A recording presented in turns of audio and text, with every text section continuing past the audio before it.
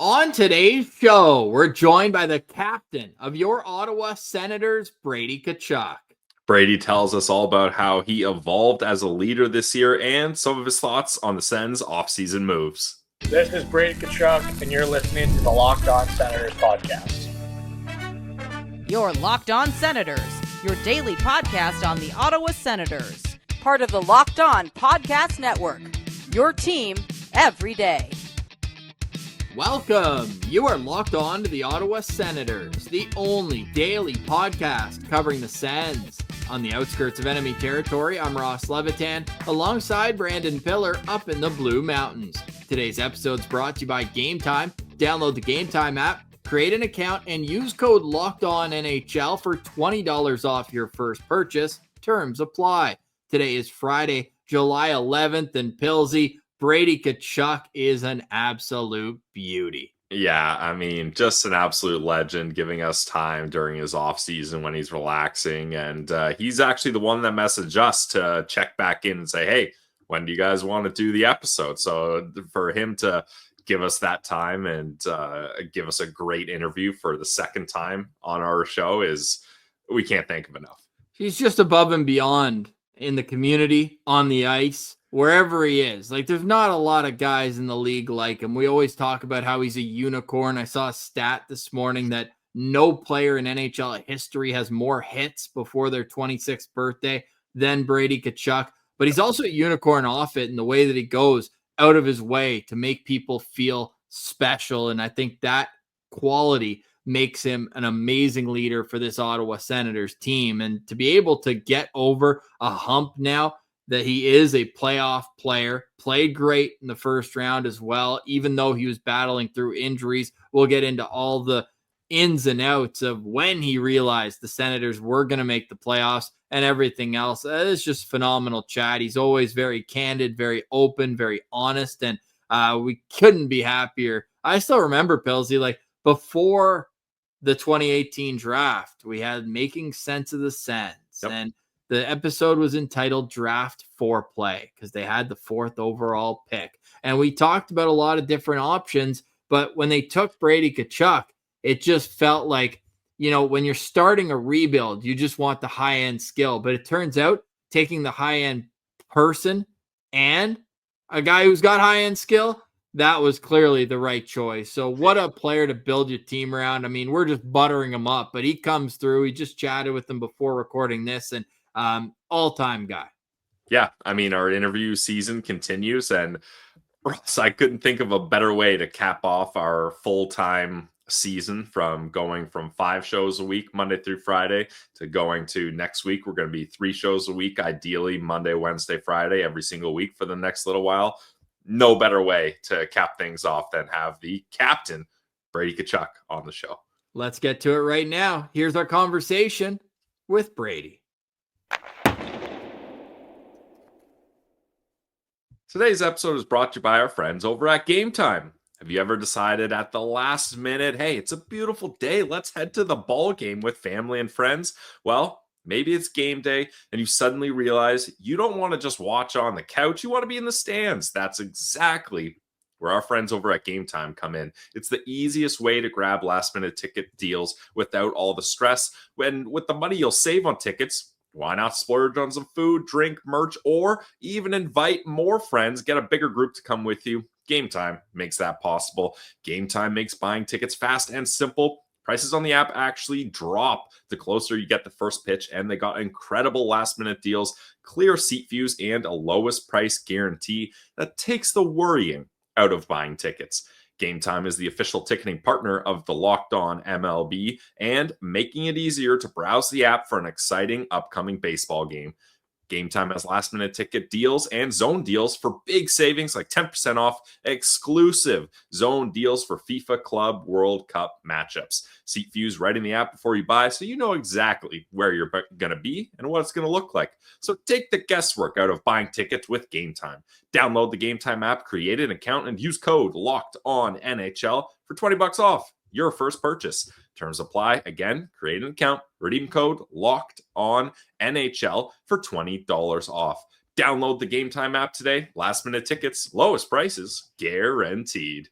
Today's episode is also brought to you by the GLEBE Central Pub. Just steps from Lansdowne, the GLEBE Central Pub is your local pub in the heart of the Glebe with great food, awesome drinks, and an atmosphere to match if you're heading to a Red Blacks game, like there is one on July 20th and July 31st at home.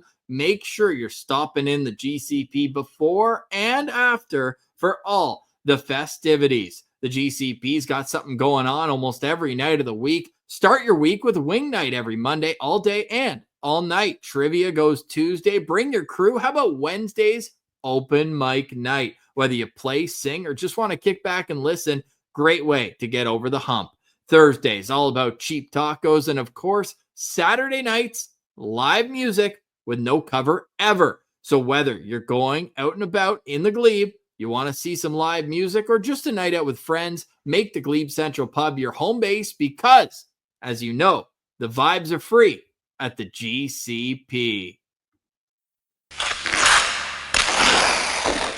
Just a quick disclaimer for everyone watching on YouTube. The video for Brady's interview is a little fuzzy. He was enjoying the outdoor weather, but at least the audio is nice and crispy, and it's a legendary chat with the captain of the Ottawa Senators. So enjoy our interview with Brady Tkachuk.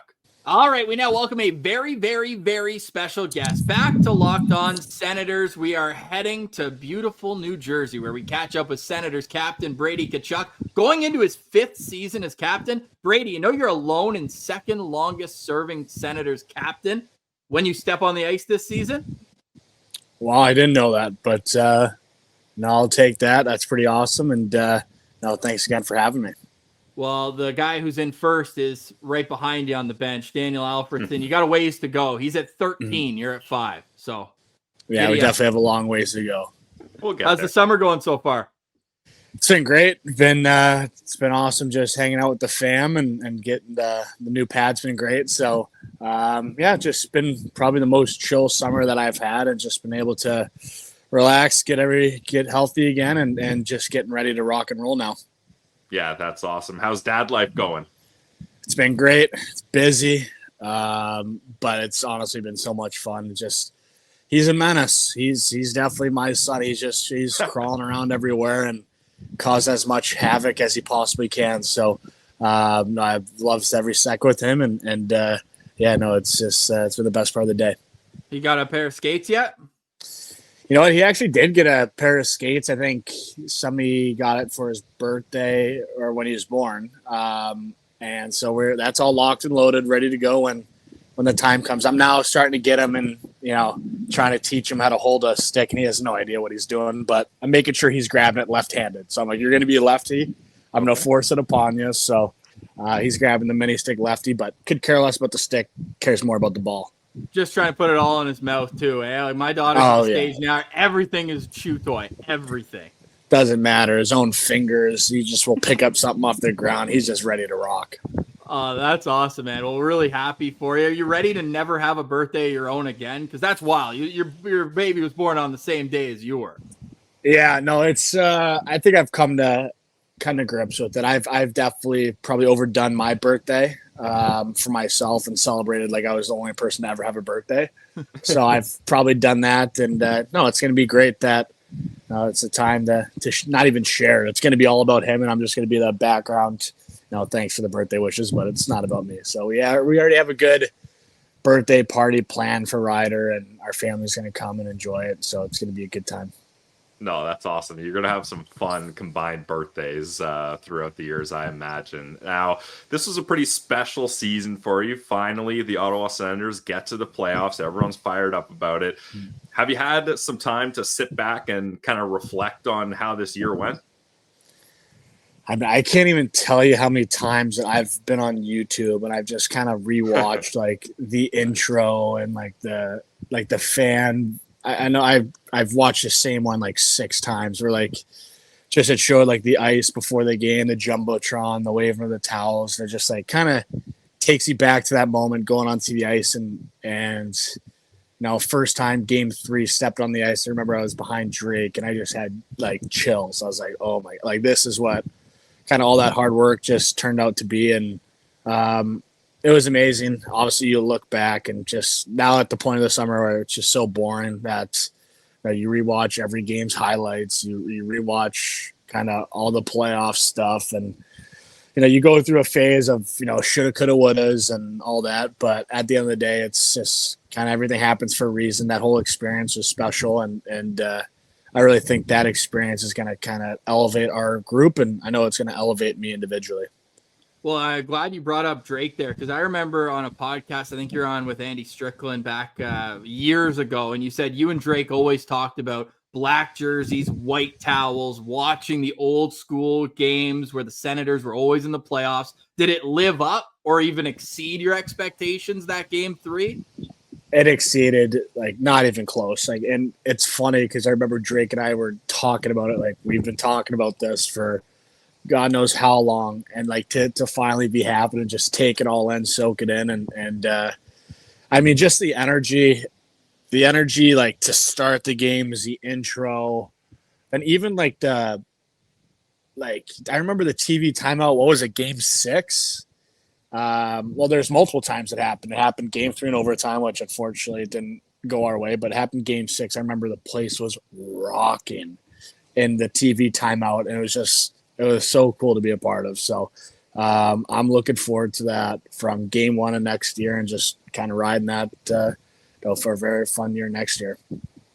Yeah, I was there at the CTC for Games 3 and 4, and Game 4 goes to overtime. That was probably the most stressed I've ever been. I'm sure you guys were feeling the pressure there as well. Pillsy, I got a high heart rate notification from my iPhone when you guys went down shorthanded for 4 minutes. I was pacing. I felt like I was playing, Brady. Yeah, no, but you know what? Like, when that kind of 4-minute happened, like, there wasn't really like a panic, or like you just knew it wasn't over. Like, we're gonna have a huge kill, which we did, and then we're gonna find a way to take it to Game 5. Like, you just almost had that like instinctual feeling that like that was gonna happen. Like, I mean, of course, there's probably like a little stress at the start, but then once you're kind of in it, it's like, you know what, we've come this far that like this isn't the way we're gonna go out. So, but yeah, no, it was probably a crazy feeling at the start, but then just kind of the belief kicked in.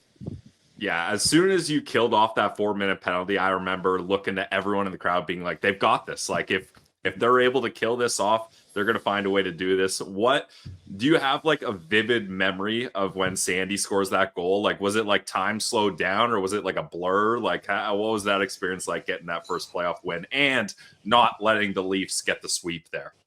Yeah, honestly, I don't even really remember much of. I remember when I think I was coming off a shift or coming off a long shift where I was just gassed, and I remember it like took me a second like get up and celebrate, like, because I had nothing really left.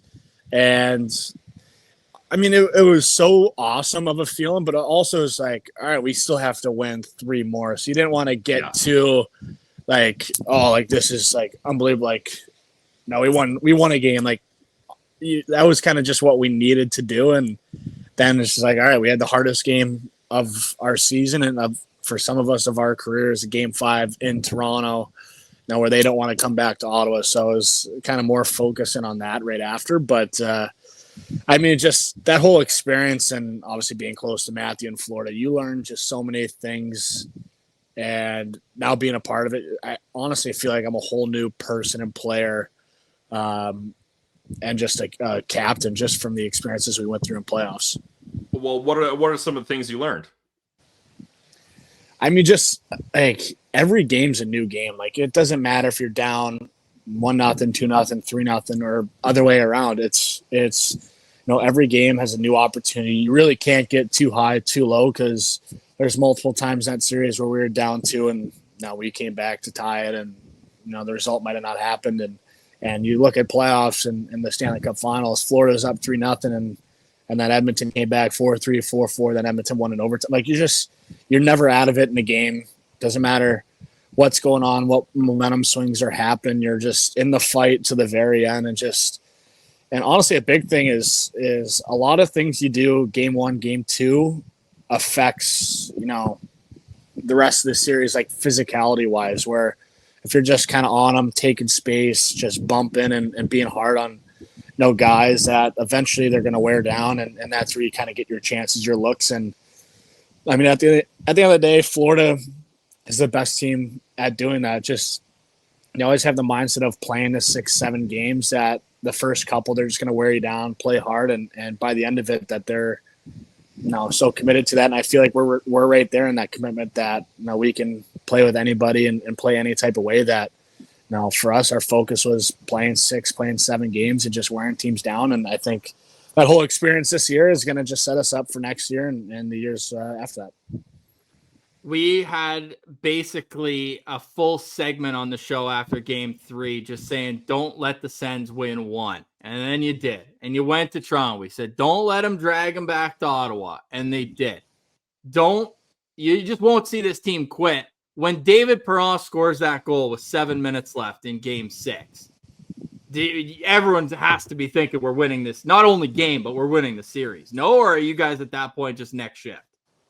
I mean, it's easy to say, like, just next shift, we have to win the game. But, like, I think it's a no-brainer that we tie that. It's like you automatically like, all right, we're going to find a way to win this. Like kind of what you're saying, like the belief, like we're going to win this game and we're taking it back to game 7. And who knows what can happen in game 7. Like that's obviously where your mind goes. And whether it's a good thing or a bad thing, you think long-term and short-term. But it's like it's hard not to believe like that was kind of – it almost felt like it was meant to be like to tie it up late like that in a dramatic fashion, like, try to reverse sweep a team like that. But at the end of the day, it's kind of a different story that ended up happening. And I've always said, even right from after the game, that everything happens for a reason. I think that's just going to mold us and gel us into something bigger than we already are. And that we're just going to be a better team because of it. Well, Brady, you said you've watched that YouTube video 6 or 7 times. Well, I probably watched the Kevin Millar clip from the Red Sox documentary 60 or 70 times, where he's like, "Don't let him win 1." We got Pedro on Saturday, and Game 7, anything can happen. So that was my way of dealing with that. Speaking of Game 7s, Brady, did you guys lead the league history in most Game 7s played in a single season from March 1st through the end of the year? Yeah, we broke records. It was Game 7, every opportunity that came around. And when I got hurt, I felt bad because I couldn't even mention the locker room because I wasn't in the locker room. Like, hey, don't forget this is a Game 7. So I think guys were laughing about that towards the end. But, I mean, I just think that's, that had to have been our focus. Every game, every point mattered in that stretch, and it was so tight for – the longest time, and I think just that mindset and focus allowed us to kind of come on top in that wild card race. Is that every game we really, it meant a lot to us, and that we're going to find a way to win, or if we're down, just to get a point. So I think that mindset's going to help us. And it's not just in the new year we're going to start thinking about that. I think right from that first game in October, it's every game matters, and we're not going to talk about, the October, November starts, because at the end of the day, none of that shit matters. Yeah, so it's you could be unbelievable at the start and find a way to tail off, or you could be just okay average. And I think our October, November, we were just okay and average, and we ended up having the best season of course I've had to date with the Sens. So just you never know what happens this season, but every day is I know we'll have that Stanley Cup standard that's what we want now. It's not just about the first round and getting into playoffs. Oh, this is great. It's our standards are rising. So you tell me if I'm off, because I want to know when you felt like, hey, we can do this. And I know there's always a belief, but as the season went on, for me, and we were obviously at that game, we got to see it at the Gala a couple nights before, but going into that third period, staring down a potential 6th straight loss coming out of the Four Nations to San Jose, you get things going on a 5-on-3 in the third period. Then Timmy gets a lucky one where the goalie misplayed a bounce. You guys win that game. Then you go on the road. You battle back in Washington to get a point. Like you said, every point matters. You go to Chicago, you get 2 points in an overtime game there. You come back, you score the OT winner against the Rangers. You're down 2 goals with 7 minutes left. And then Ullmark stands on his head against Detroit in the next game. You guys get outshot, 46-20. Mm-hmm. Cousins comes in, his second game, scores the power play winner with 5 minutes left. Like, to me, that 5-game stretch was where I said this is a playoff team, no doubt. Was it different for you? No, that's exactly when you were kind of starting that question. That was the time frame that I was thinking of. And no, to the point, like, I think we were in a playoff spot before break and we dropped those games and all of a sudden we were like, we were a point or two out. So it's like, that was crunch time. And, I mean, honestly, that was the most stressful point of the season, I think, for me, was that first taste. Like, oh, I don't want to. Like, I want to make playoffs so bad. Like, this is the stretch that was going to make or break it. To be honest, let me rewind. I always said at the start of the year when we were looking at the schedule that Tampa, those 2 games in Tampa, and I already had it in my head. I'm like, those were going to be like the make or break part of the season, and kind of had myself convinced like that if we 2 out of 4 or even 3 out of 4, like, all right, that's a guarantee. No matter what happens, we're making it. And then when we dropped those 2 and then dropped to Florida, going into 4 Nations, I'm like, oh shit! Like this is gonna be a stressful grind. Like every day is like gonna be a challenge. Like it's game.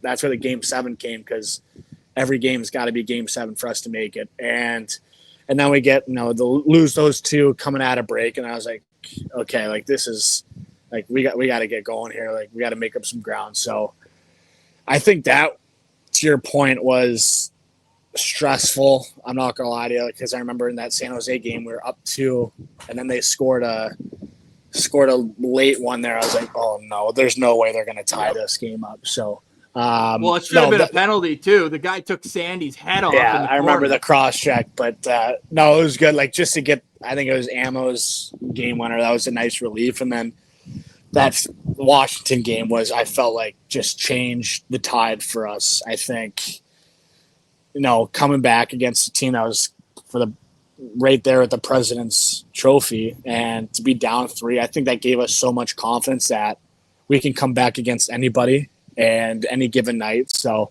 I felt like that really kind of changed the tide for us was that game.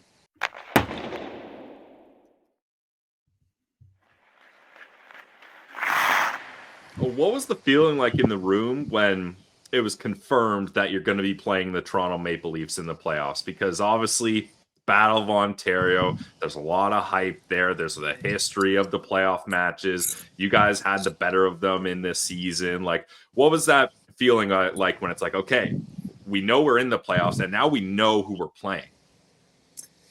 I think we found out, honestly, I think I was still hurt. So I wasn't really in the room or kind of with the guys. So I was, doing my skates as, meetings. And so I was kind of like almost isolated from the group a little bit for a part of that, the stretch there to finish it off. And that's kind of a regret, is not being able to first, share that, excitement with the guys about getting into playoffs initially, like in that Columbus we called trip. It the greatest loss in Sens history. Yeah. And it was a tough loss. I remember I was watching the 2 periods, and then I was like, okay, I'm flipping it to the Montreal game, and I watched the Montreal and Detroit game, and I'm like, all right, I'll make up the 3rd period tomorrow. I'll ask the guys like, oh, like what happened, like all this stuff, and just so once Montreal scored the game winner, I kind of like started crying. I'm like, oh my god, we just made playoffs. So that was a pretty cool feeling. I was texting some of the guys, but when it came to finding out we were playing Toronto, I don't really think guys cared, to be honest. It was just like, it was just storybook that was all of our first, playoff experiences, the Battle of Ontario. And I just think it was not funny how it happened, but it was a perfect thing for it to happen too, is that being our first playoff experience. And that rivalry, where it's bigger than our teams, is kind of more important for, I wouldn't say more important, but it was as important to us as it was for the cities. And that's what I felt like at the end was so disappointed and so emotional, is that you almost feel like you let down, not just, your teammates, but, the people that support you on a day-to-day basis, and how much pride that, our community had in us and in that series, that, to not come out on top was probably the most defeating and disappointing feeling that I've ever had in my career, and that's something that I never want to experience again. And yeah, it was a shitty feeling. Yeah, well, I'd imagine it was at least nice seeing the ovation you guys got at the end, man. That doesn't happen everywhere. That was honestly, it made me so emotional. Like I had a couple tears after the locker room. I tried keeping it together on the ice.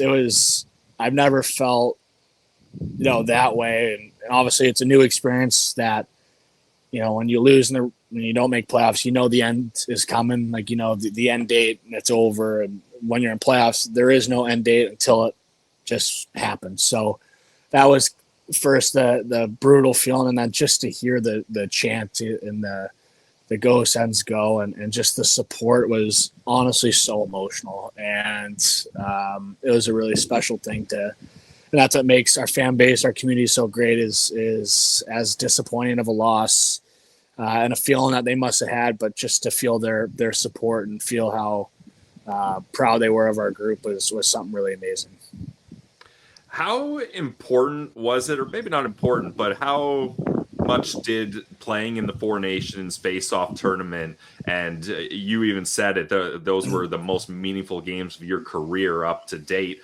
How much of that was like fueling for you to be like, okay, I got a taste of those meaningful games. I got a taste of those big moments up against Canada in the finals. I want more of this in the playoffs. And how did that motivate you? Obviously, unfortunate that it didn't work out for Team USA and for you in that tournament. But how motivating was that for you to get more meaningful games? I said it after. I just became so addicted with those big games. Like that was the Four Nations. It felt like the whole world was watching, and like just the pride from each country, like you could feel that, and especially playing in Montreal versus Canada, you could just feel didn't matter if you were just hated, and that was a pretty cool feeling. And then playing in Boston, where usually, I'm not the most well-liked person in that building when we play Boston, and same goes to Matthew, that they hate him too. That to feel the support and like feel it was insane. Honestly, you felt kind of that national pride that you represent something bigger than yourself, and which is super cool. And you know what?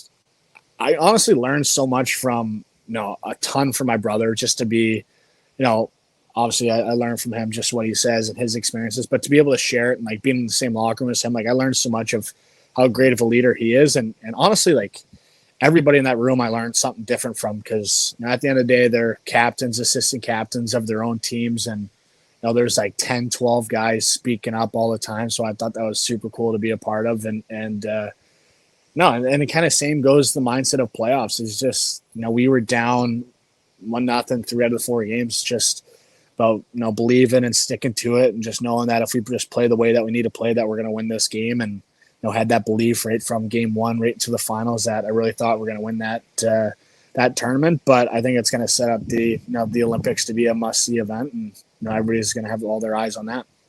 Yeah, what a tournament that was, just for growing the game. I mean, hell, you were on like some of the most popular sports podcasts that really don't talk often about hockey. So even just to have that recognition, whether it was with the Kelsey brothers or Pardon My Take, all those guys are now talking about the game, leading their show with it. I mean, just that. Pat McAfee, another one who just kind of, what he says, the public in the United States will turn their focus to that. So for it to be hockey is unreal. And you mentioned the Olympics. We might have to set some rules, though, because Germany and the United States are in the same pool. We're going to have a no contact on Timmy rule. Are you okay with that? I don't know if we could agree to any of that. So, no. It's we're teammates or buddies when we're in Ottawa, but once that time comes, I know he's gonna have the same feeling. There's no friends out there. There's no teammates. It's game on. It's country versus country. And how about this? At least don't drop the gloves with Timmy off the first face-off. Can we at least agree to that? No, I would never do that to him. Okay. He'd be waking up in the hospital the next day. I hope he sees that. I'll just be chirping him. Oh man. Speaking of Timmy, I actually wanted to ask you, if he shot the puck, would he get 1,000 points in a season? Like, how do we get him to shoot the puck more next year? I mean, it's just I mean, he's already such a great player that I feel like He's sick. it's been harped on, I guess, and he's even said like, "Oh, I got to work on my shot." I'm like, you've got a nasty shot, like, Yeah. and he already knows, like, he's his biggest critic, and he's the one who pushes himself as great as I've ever seen it, and he just wants to get better, and I think that's radiating into our group, that a player that good, that he just wants to continue to find ways to get better. And now I expect, and I know he's going to just have a whole nother level to his game. And I'm just so excited to be a part of it and be able to learn and grow with him as well. I actually want to get your take on this too, because I found it hilarious. Everyone who watches Tim play throughout the season knows that despite being a quote unquote skill guy, like, he's got snarl to his game. He'll finish hits. And I saw after game 1, I think he had 8 hits in the first game. And I was listening to some Toronto media, and they're saying he was being too physical and that it was hurting his game. What would be your response to that? Probably haven't played the game in this type of setting before. So, I mean, I get it. People want to, hear themselves and hear their takes on things. And that's what's great about it. Everybody's able to say what they think and have their own opinions and stuff. But at the end of the day, the guys that really know what goes on is the guys that play, and all the rumors and all the kind of the crazy articles is that nobody really knows what they're talking about unless they're in the room playing the game and have actually played the game before. So, Brady, that's actually where we have a good niche, because we're wrong most of the time. And No, then you when guys we're are never right, wrong. no, okay, Never flip wrong. that. I'm putting that with Dean Brown saying, "Ross, you always know the right answer." Right? I'm gonna have a little document file of everyone telling me that I'm right. But no, if we're wrong all the time, when we're right, then all of a sudden it's like, whoa, these guys actually got it right. Yeah. So that's how we've kind of beaten the system there. But doesn't it, as a guy on the bench, when your skill guys are throwing the body, doesn't that kind of send an even bigger spark through the team? Oh yeah, like even like not just skill guys, but it's like it's guys you wouldn't really expect. So like for me, it's like obviously you have guys who are physical and throw hits, but like when I see like Timmy and like even G hit and just like knock a guy down, I'm like, oh, here we go. Like I got to get my game going. Like if I got to match these guys. So, and like even Drake, like some of the time, like where he just is on the forecheck and he just runs a guy right through the glass. I'm like, oh, I love it. Obviously I love it, but just it's so great to see like when guys that I wouldn't say usually don't do it, but do it. And as you can see in playoffs, everybody was doing it. So that was pretty fun. First couple of shifts to game 1 and game 2 that everybody was just running around. Yeah, true or false, the best hit in the playoffs was Cleven's reverse hit on the forecheck. Oh, that was nuts. I would have been choked if he did that to me. I'm just skating by him, and all of a sudden you just get the name bar right in your jibs. That'd be awful. Well, we had him on way back when he was at North Dakota for the first time, and his dad actually sent me a photo of his childhood bedroom. It just has a big photo of Nicholas Kronwall with the title Kronwall. So he's been learning that for years. Oh yeah, he's a unit. So when he uses his frame, he is a very tough guy to play against. Who do you think, whether it was in the playoffs elevating, or who do you think the most underrated, less talked about than they should guy on your team? Unsung hero. Yeah, I mean, there's just so many guys. Like, it's hard to really pinpoint, one individual guy. There's just a lot of guys that elevated at the right time, and just it's just hard to pinpoint because obviously everybody was a part of getting back in that series and trying to make it, trying to bring it to 7. So I don't really know if there's an individual that stuck out as an unsung hero. I just think our group I was just super proud of the way we were able to, make it a more interesting series than it could have been. Bad question, good answer. Pillsy,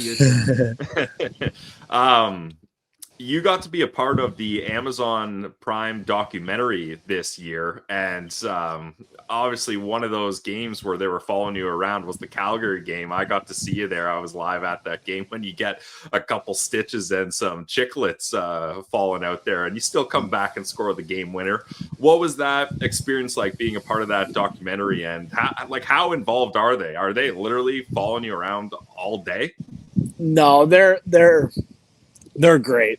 Daniel, who's the producer, kind of following me around. He's such a great guy, and there's different times. Like they came probably 4 times, and then they're there at Four Nations. They're there kind of in the background in playoffs, but the 4 times they're there the regular season, they're just sometimes they're filming my off ice routine, or they filmed at home with Emma and Ryder. We went to Iceland there and did kind of like a skate with Ryder, and just kind of a bunch of different activities that was great. And they're not as invasive as people think. Like honestly, what I was so shocked with is like at Four Nations and playoffs, there's so many cameras in the room for like the before the game, just for a brief instinct in between periods. Like there's cameras everywhere, and I was kind of like, what is going on right now? It's kind of like, okay, like Four Nations especially, there's cameras everywhere, and which is really neat because there's gonna be some good footage of Amazon and the players that were a part of Amazon at Four Nations, that you're gonna get some really good insights and looks at that. And I'm assuming the same thing with playoffs. So I was more shocked at that of anything, because I've never experienced anything like that. Yeah, it's super cool. And I think it was like the day that they announced that you were the first person that they announced, and then the Calgary game happened, and we're like, yeah, that's made for TV stuff right there. Yeah, during a winning streak as well. Yeah, that was that Calgary game was something special. That was probably the worst feeling. I couldn't eat up until Christmas, because that was a couple days before. I was on the struggle bus, so that was a fun Christmas where I was talking like Ted to everybody over Christmas break. Just so that was a neat experience. Big smoothie guy, hey? It was honestly, it was oatmeal and smoothies for the next. I had sushi too. I was like, this is a grind, because I already had it in my mind. We're in Vancouver. I'm like, you know what? I'm gonna have some sushi for dinner, and I couldn't eat anything else.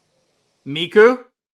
Right downtown? Is that the spot? So sick. Oh, yeah. Unbelievable. I go there every time, or I either have it Uber Eats straight to Quinn Hughes' apartment. So that's usually my go-to.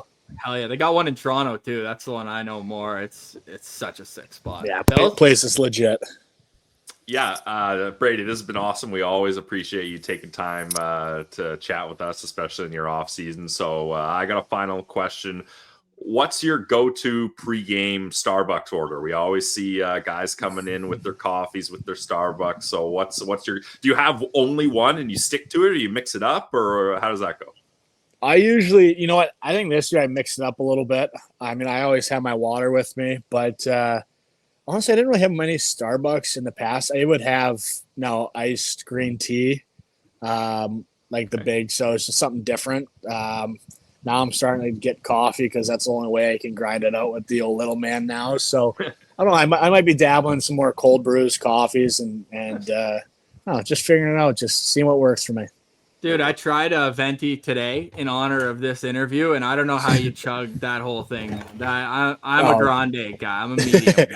Hey, I was Trenta at one point. I had the big boys. Oh yeah, because I knew once I was drinking the ice cream tea, I'm like, well, I'm for sure hydrated. So I never even heard of that. Yeah, I was. Oh yeah, it's special. Wow. I got a few quick hitters for you here to wrap it up. And again, we really do appreciate it. But before that, I mean, we'd be remiss not to ask you about the offseason moves that the team made. One being Lars Eller, who I know played a little bit with your old man in St. Louis way back when. Seems like a common occurrence now. Back-to-back off seasons. David Perron coming in last year. Lars Eller this season. You guys had Jordan Spence at the draft. So a couple NHL bodies coming in. You draft another corn-fed Midwestern American boy and Logan Hensler. Well, what were your thoughts as you saw everything move? Obviously, starting wasn't quite Linus Ullmark at Game 7 of the Cup Final with the move, but getting the deal done with G, I'm sure started things off really nice feeling around the team. Yeah, I mean, I just think that, I think we have so much depth that, I think top to bottom that with the additions and what, G re-signing and Cuzzy too, it's that, we're a deep team. And I think, us young guys that we're just going to continue to get better. And even the older guys, that just, they're so valuable in their experience and able, for me to just learn from them. And they're all still really effective players. So I think we have a great gel of a group, and I'm really excited to meet Lars and Spence just share this experience with them and do something special with them. Yeah, it's awesome, man. Everyone was pretty fired up how things went down at the draft, trading back and then still getting the same player, but also getting an NHL player with the extra pick. Feels like you guys have to have a ton of confidence right now with Steos and what the management sees you guys need to move forward. Yeah, and I also didn't touch on it. It was a great selection and great draft overall. I've been talking to whether it's Steve or just people kind of around that these kids are great players and the Sensler. I love that nickname. So I think he's going to be a great player for us. I think from the kind of the clips I've seen, he's just such a great defenseman, and the fact that his player model is Jake Sanderson is that I know we're going to be in some good hands. So I was fired up to see that. No doubt. We like Pillsy said, we appreciate your time. Last couple quick ones. What the hell are you saying to yourself during the anthem? I can't tell you guys. I told Ross he wasn't going to give it away. That's smart. I'm not giving it away. I just say it's something that even when I have a mic on, I just kind of say it in my head because I don't want anybody to know because it's some outrageous shit. Is that you turning into the animal you kept referencing? I think that helps the transition. Nice. So what animal, we had a full argument on this show. This is the kind of really hard-hitting journalism we do. What animal we think you're trying to be? So who do you got? What animal do you guys think I'm I think we settled on a moose. Yeah. All right. I try to be, honestly, I know this is a crazy answer, but either a lion or just like a nice stallion. Just the 7-horse. The 7-horse is humming today. You might need a bit more hair for both those guys. I know. I'm not as shredded as a moose, though. Oh, that's awesome. Final one. We talked about all-time Senators franchise history. What all-time record do you think you have a better chance at? Alfie's point total of 1,108 or Chris Neal's penalty minute total of 2,522? Those are two very high numbers that we'll have to wait and see. Obviously, there's always goals in mind, but at the end of the day, I think all that matters is winning the Stanley Cup.